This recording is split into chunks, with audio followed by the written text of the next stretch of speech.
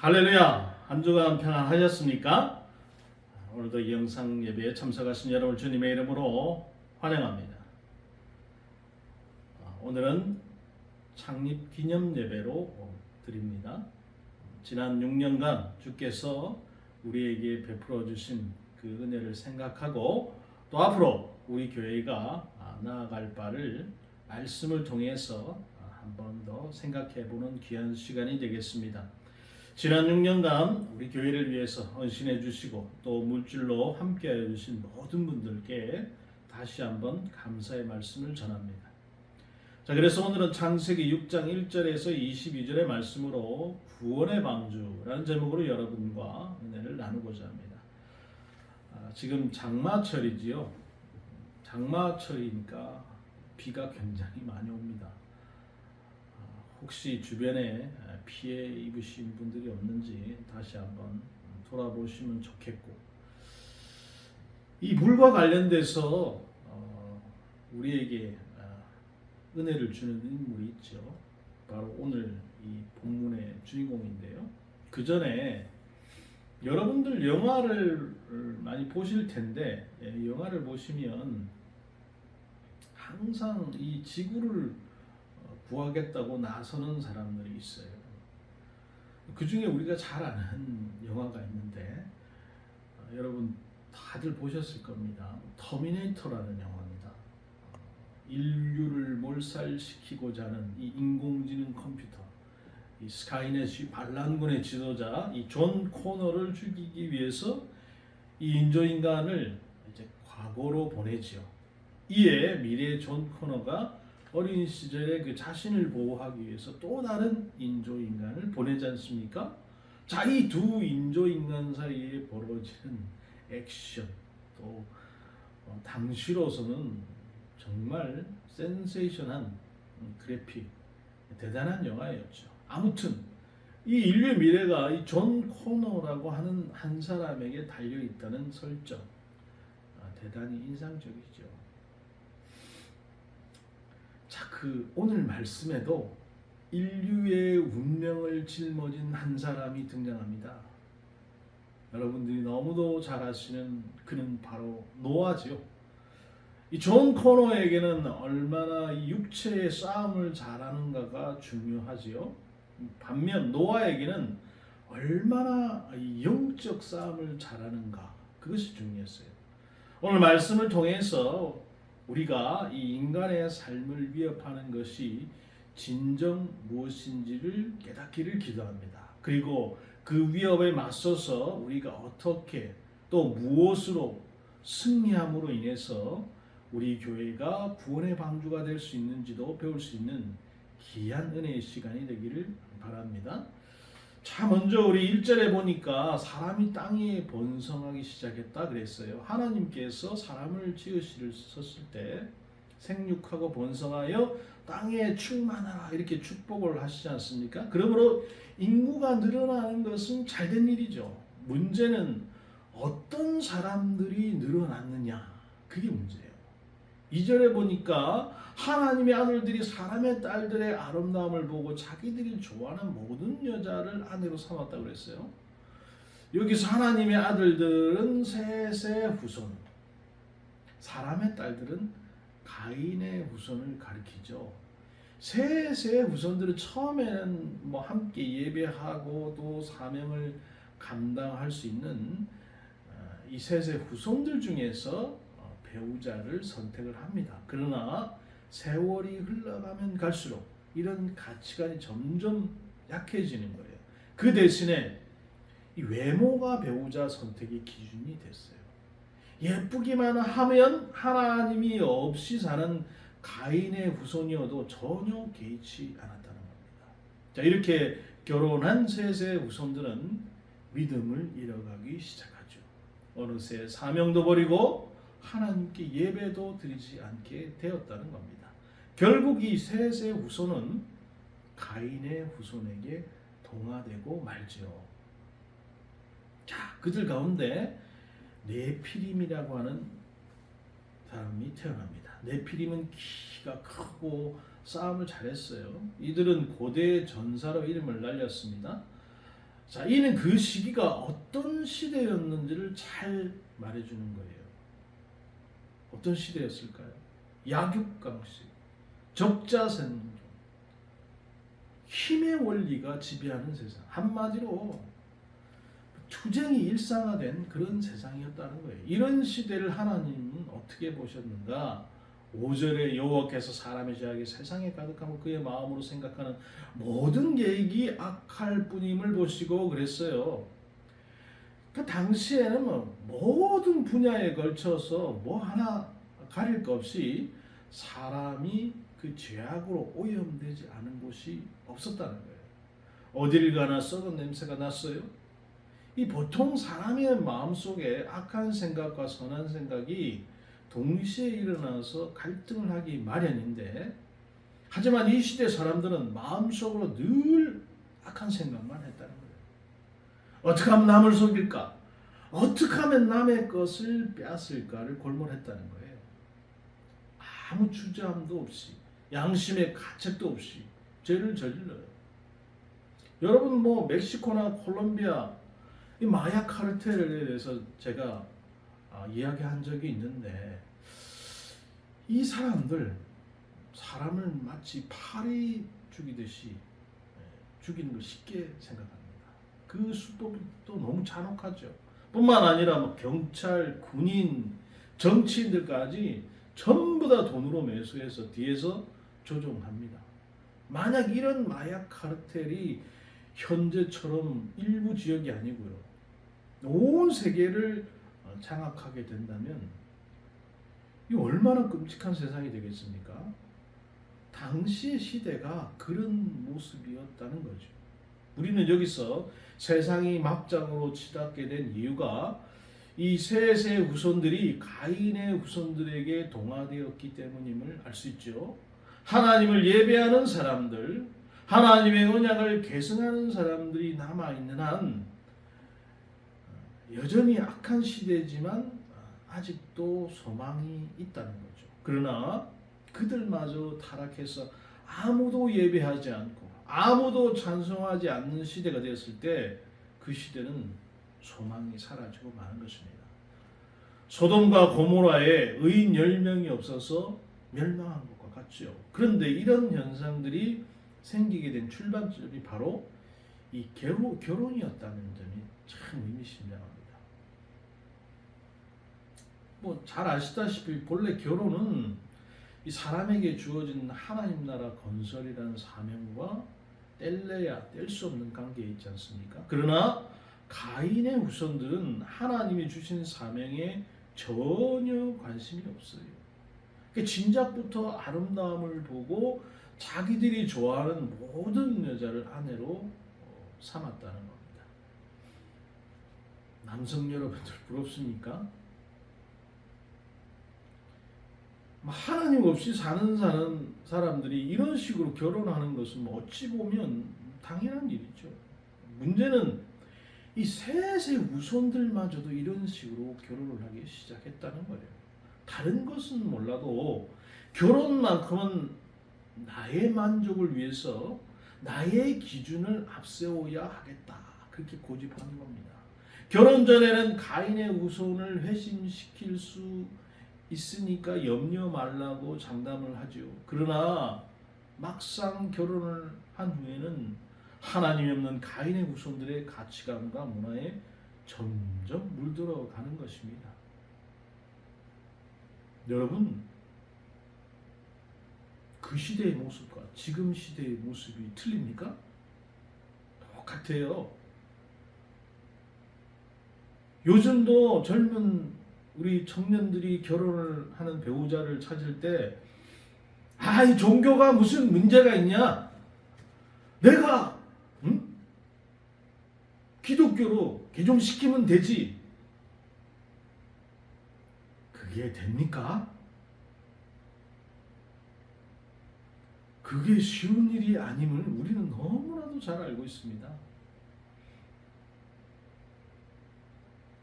뿐만 아니고 그 사이에서 태어난 자녀들이 세상에서 잘 나가는 사람이 되면 어떻게 됩니까? 이런 현상은 점점 더 가속화되는 거예요. 그래서 오늘날 같은 세상이 벌어지는 겁니다. 오늘날 많은 이들이 교회의 이 세속화 현상을 걱정합니다. 불신자와 신자가 구분이 잘 되지 않는다고 말하죠. 그 출발점에 역시 이 신자들의 결혼 문제가 있는 겁니다. 꽤 됐습니다만 극동방송 여러분 자주 들으시죠? 거기에 보면 크리스찬을 위한 결혼 정보에서 광고가 막 나와요. 잘생기고 믿음 좋은 교회 오빠는 무슨 컨설팅, 기다리면 너는 찾고 두드려 무슨 컨설팅. 근데 여러분 이 광고의 앞건이 뭐냐면 마지막 멘트예요. 저희는 믿음의 가정을 세웁니다. 믿음이 있어야겠지만 외모가 중요하다는 것을 노골적으로 드러내는 멘트. 참 씁쓸하죠. 기독교 자체 내에서도 이런데요. 자, 이 정도만 해도 양반이고 외모와 재력만 좋다면 믿음이 있으면 좋고 없어도 그만이다. 이런 의식까지 평배해 있는 겁니다. 그리고 대부분 그럴 수도 있지. 그게 무슨 큰 문제가 되겠어? 대수롭지 않게 여깁니다. 하지만 오늘 말씀의 이 문제를 결코 가볍게 보아서 안 된다는 것을 우리에게 말해주고 있어요. 그러니까 홍수 심판이 여러분 여기서부터 출발하는 겁니다. 이스라엘의 우상 숭배 때문에 망하죠. 그 출발점에 솔로몬이 이방인 여인과의 정략 결혼이 있었다는 것을 우리는 잘 압니다. 예수님은 노아 시대를 가리켜서 한마디로 시집가고 장가가던 시대라고 정의했어요. 시집가고 장가가는 것이 무슨 죄가 됩니까? 문제는 하나님이 주신 언약과 사명과는 아무 관계없이 자기 만족을 위해서 자기 기준대로 시집가고 장가를 갔던 거예요. 우리 중에는 앞으로 본인이 결혼해야 할 사람도 있고요. 또 자녀를 결혼시켜야 할 분도 많습니다. 우리가 투철한 성경적인 결혼관을 가지고 말씀에 기초한 결혼 역사를 이루어 나갈 수 있기를 주님의 이름으로 축복합니다. 그래야지 이 하나님의 언약과 사명을 간직한 복된 가정교회들을 우리가 세워나갈 수 있지 않겠습니까? 자, 그렇다면 그 시대 사람들의 모습을 보신 하나님의 마음이 어땠는가? 6절에 땅 위에 사람을 지으셨음을 한탄하사 그랬어요. 새 번역으로는 이렇게 되어 있습니다. 땅 위에 사람 지으셨음을 후회하시며 마음 아파하셨다. 여러분 민수기 23장 19절에는 하나님은 인생이 아시나니 후회가 없으시도다 이렇게 말씀했습니다. 그런데 왜 여기서 하나님은 사람 지으셨음을 후회한다고 하셨을까요? 내가 저 녀석을 왜 낳아가지고 이 생고생을 하는지 모르겠다. 어머니가 자식 때문에 너무 속이 상하면 이런 말들을 하지 않습니까? 이 말은 자식을 너무 사랑했고 너무 기대가 컸기 때문에 하는 말이지 내가 자식을 낳은 게 잘못됐다 그런 말은 아니잖아요. 하나님도 마찬가지입니다. 이 말씀이 하나님의 인간 창조가 실수다 그런 뜻이 아니죠. 하나님 모든 피조물 중에 각별한 애정과 관심을 가지시고 사람을 창조하세요. 사람에게 자기 형상을 나누어 주셨습니다. 지으신 사람을 보시고 심히 좋았다 이렇게 말씀하셨어요. 그랬던 사람이 이렇게 망가진 모습을 보니까 어떠시겠냐 이 말이죠. 하나님 마음이 아프신 거예요. 셋의 그 후손들이 새로운 역사를 이루어 가는 듯 했지만 결과가 이렇게 되고 보니까 실망이 너무 크셨어요. 온 땅에서 들려오는 비명소리, 신음소리, 하나님은 안식할 수가 없어요. 내가 이 인간들을 어찌해야 할고 탄식하고 근심할 수밖에 없는 거죠. 마침내 하나님께서 어떤 결정을 내리십니까? 3절에 여호와께서 이르시되 나의 영이 영원히 사람과 함께하지 아니하리니 그들이 육신됨이라 그러나 그들의 날은 120년이 되리라 하시니라. 그러니까 여기서부터 인간의 수명이 딱 정해지는 거예요. 그 전까지 인간이 얼마나 살았다고요? 600년, 900년 막 이렇게 살았어요. 물론 지금도 아마 그렇게 살면 어마어마한 문제가 될 겁니다만, 아무튼 장수하던 사람들이 그때로부터 수명이 딱 정해진 거예요. 자, 이 말씀 하나님께서 인류 전체를 대상으로 시한부 선고를 하신 겁니다. 사람은 하나님께 생명을 의존하는 존재예요. 그러므로 하나님께서 생명의 호흡을 거두가시면 살 수 없어요. 그러나 당장 거두가시지는 않고 120년의 유예기간을 주신 겁니다.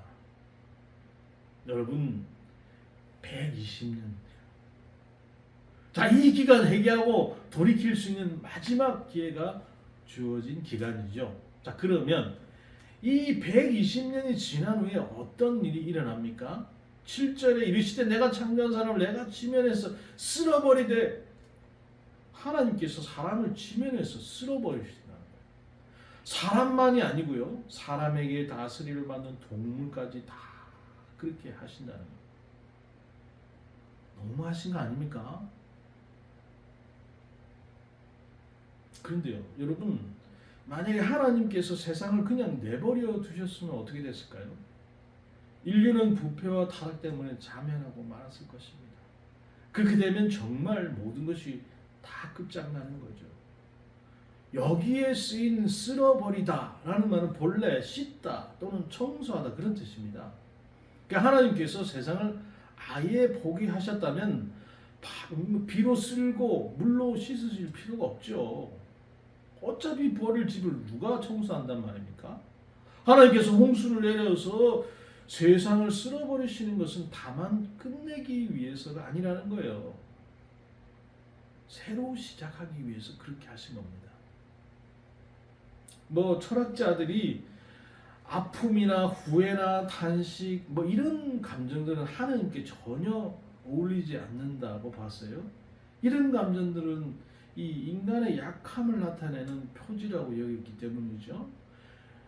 그들은 하나님이라면 어떤 일에도 흔들리지 않고 늘 평정을 유지해야 한다고 봤어요.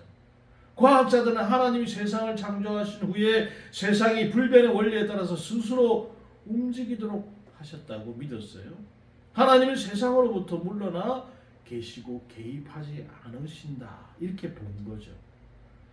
정말 그들이 말한 것처럼 하나님은 저 멀찍이 떨어져서 아무 감정도 없이 세상을 관조하시는 그런 분입니까? 성경이 우리에게 계시한 하나님은 그런 분이 아니세요.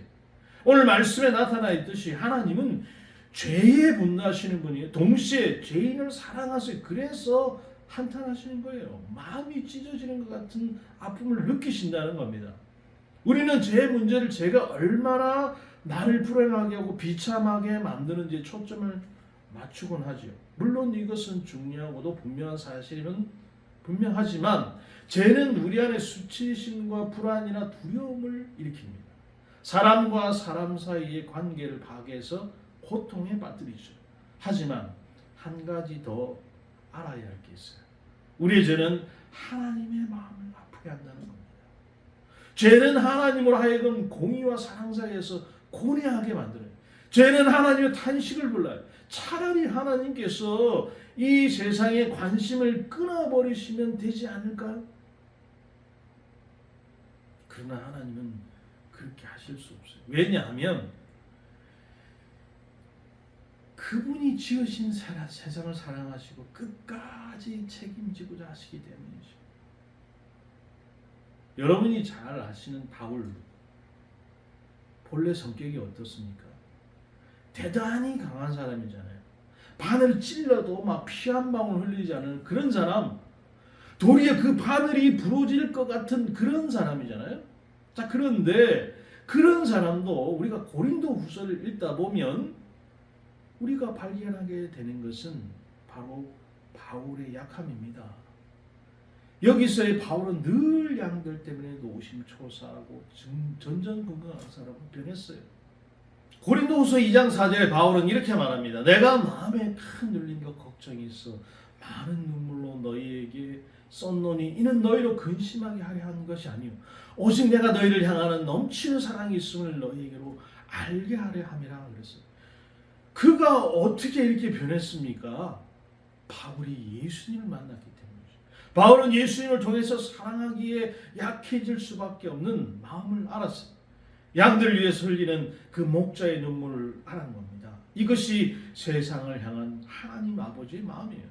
하나님은 거룩하시고 공의로우신 분이기 때문에 죄를 벌하실 수밖에 없어요. 하지만 심판하시는 것이 하나님께 가장 고통스러운 일인 겁니다. 우리가 그 마음을 안다고 하면 함부로 죄를 지을 수는 없는 거죠. 하나님만큼 아파해 보지 않았다면 이 하나님의 심판과 징계에 대해서 감히 우리가 이러쿵 저러쿵 말할 수 없는 겁니다.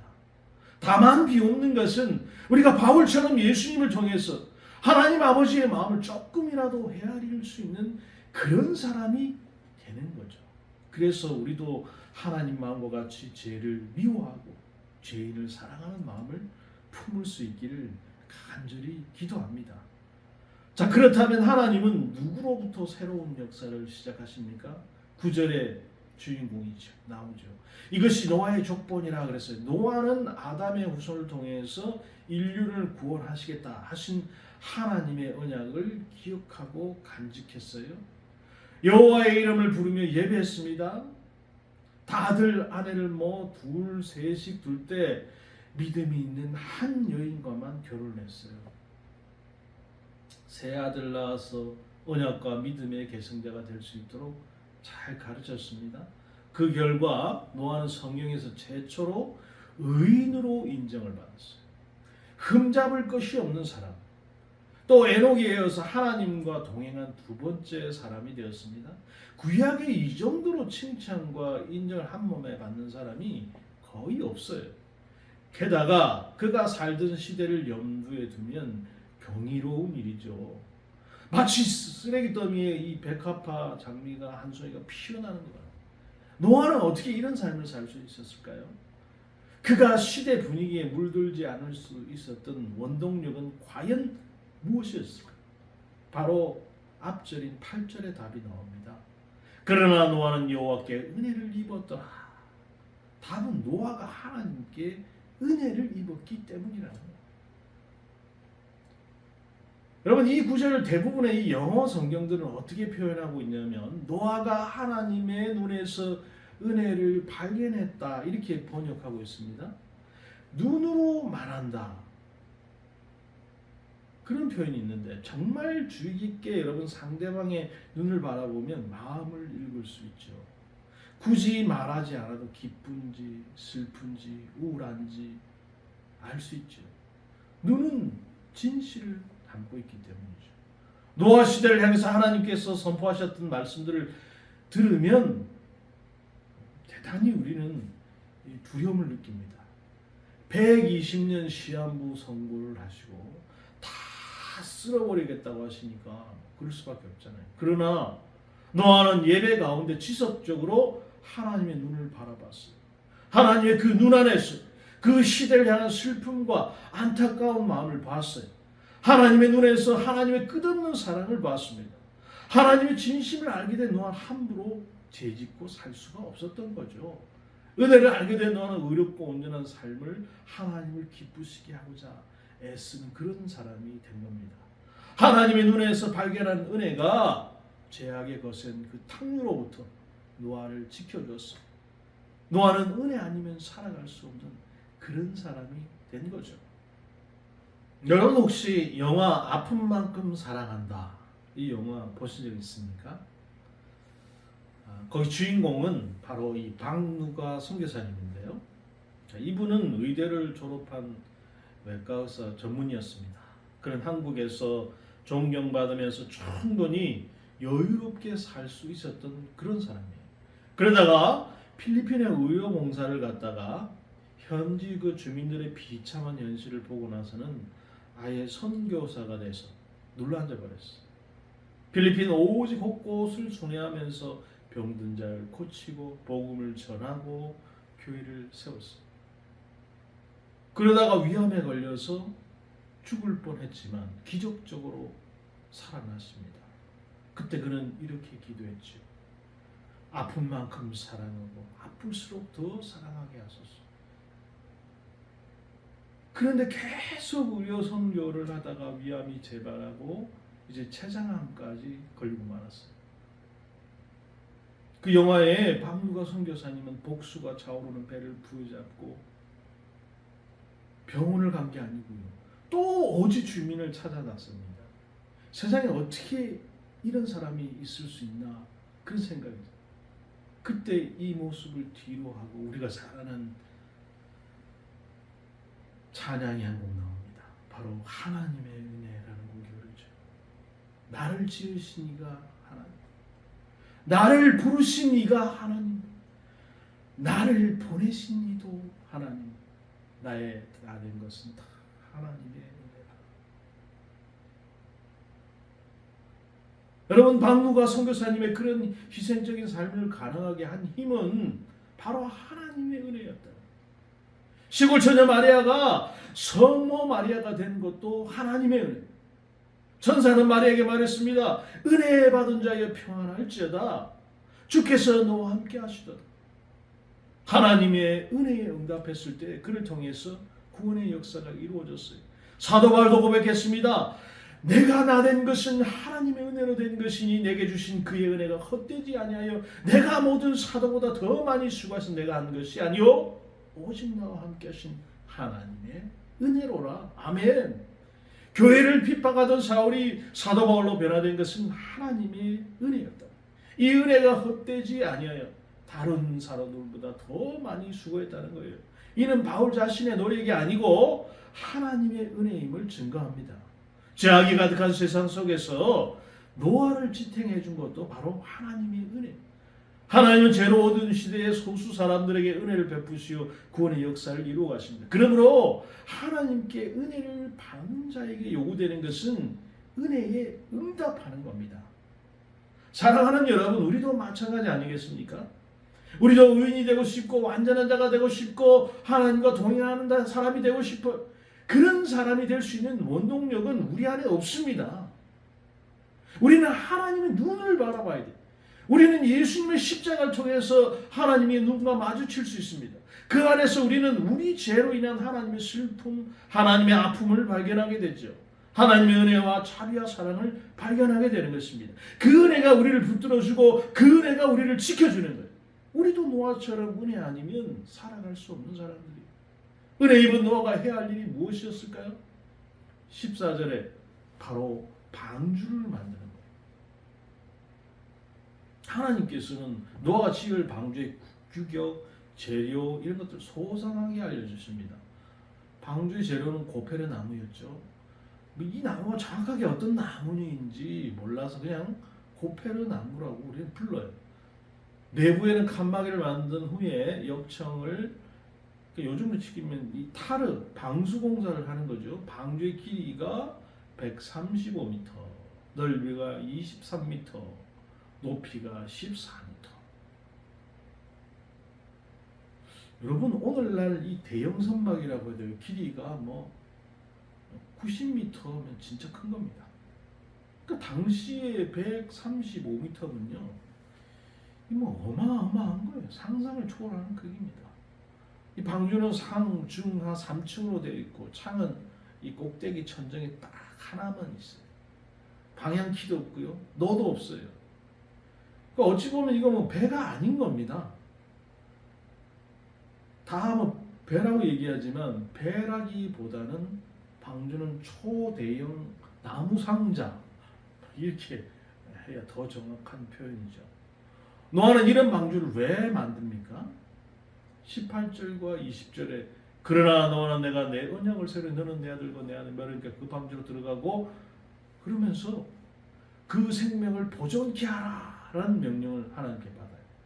하나님은 노아와 일방적으로 언약을 맺으시는 겁니다. 그 언약의 내용이 방주를 만들어서 그 안에 들어가면 뭐 생명을 보존하게 시킵니다. 하나님이 이 언약을 통해서 하나님의 형상대로 지음을 받은 인간과 모든 종류의 동물을 보존해서 새로운 인류 역사를 시작하고자 하신 거죠. 그래서 우리가 노아를 뭐라고 부릅니까? 제2의 아담이다 이렇게 부르는 거예요. 자, 그러면 노아는 언약의 하나님께 어떻게 반응을 하는가? 22절에 노아가 그와 같이 하여 하나님이 자기에게 명하신 대로 다 준행하였더라.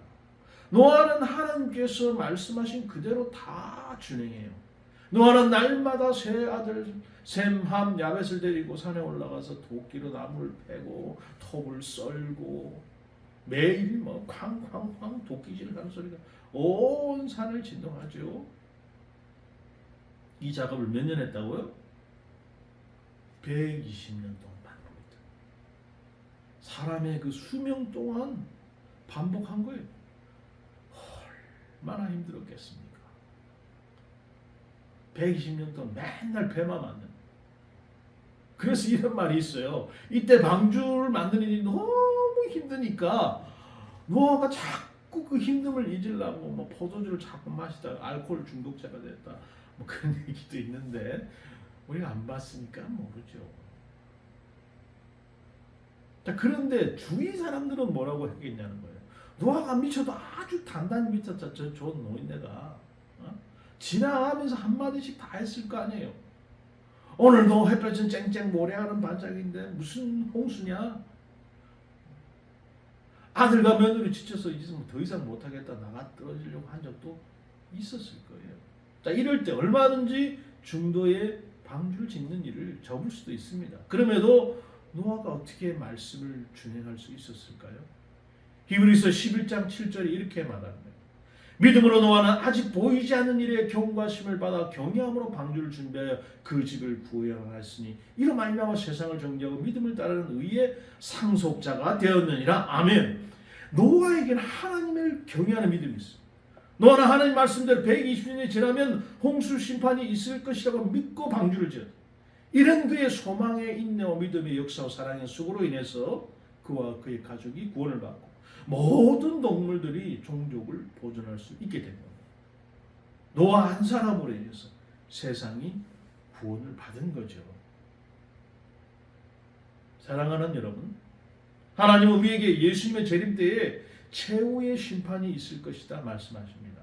각자 자기의 인생을 산 후에 죽으면 선악간에 행한 대로 심판을 받을 것이라 말씀하셨습니다. 우리가 이렇게 얘기하면 어떤 사람들은 롯의 사위들처럼 비웃습니다. 자, 믿는 너희들이나 그렇지 마음으로 받아들이지 않아요. 그러나 여러분, 우리는 노아처럼 장차 하나님의 심판이 있을 것이다라는 것을 분명히 알고 있고 또 그것을 믿고 예수 그리스도에 대한 믿음의 방주를 짓고자 결단을 해야 되는 것입니다. 그리고 그 방주 안에 나뿐만이 아니고 가족과 온 세상 사람들이 들어올 수 있도록 구원의 복음을 전하는 일을 우리는 해야 된다는 거예요. 한 영혼 한 영혼이 말씀을 통해서 예수님을 만나 또 예수님의 제자가 되도록 도와주어야 하는 것입니다. 이런 일을 일생 동안 우리가 감당할 때 나 한 사람을 통해서 수많은 사람들이 구원을 받게 될 것입니다. 이런 축복이 우리 각 사람, 우리 교회에 임할 수 있길 간절히 기도합니다. 오늘 예수분의 교회는 이 정발산 지역에 뿌리를 내린 지 이제 6년의 세월이 흘렀습니다.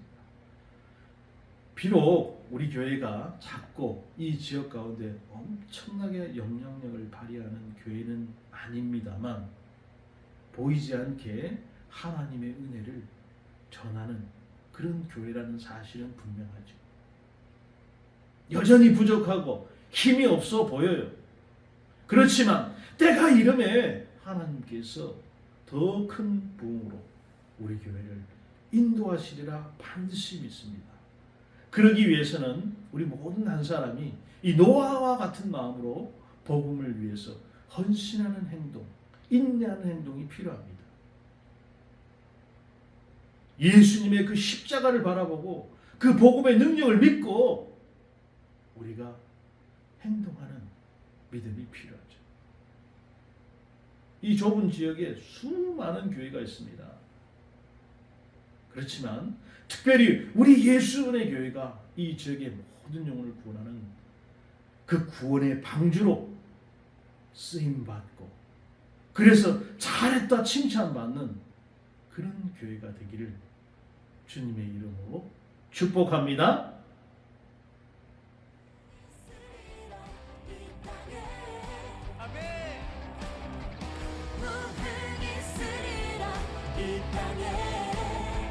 동쪽과 북쪽 남쪽 북쪽에 부흥이 있으리라 이 땅에 다시 한번 부흥이 있으리라 부흥이 있으리라 이 땅에 부흥이 있으리라 온 땅에 부흥이 있으리라 온 땅에 동쪽과 북쪽 남쪽 북쪽에 부흥이 있으리라 이 땅에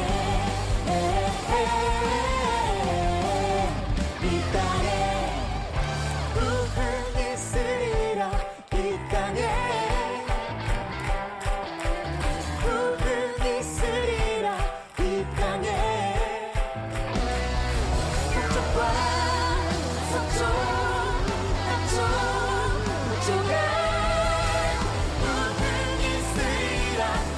마지막으로 고백합시다. 부흥이 있으리라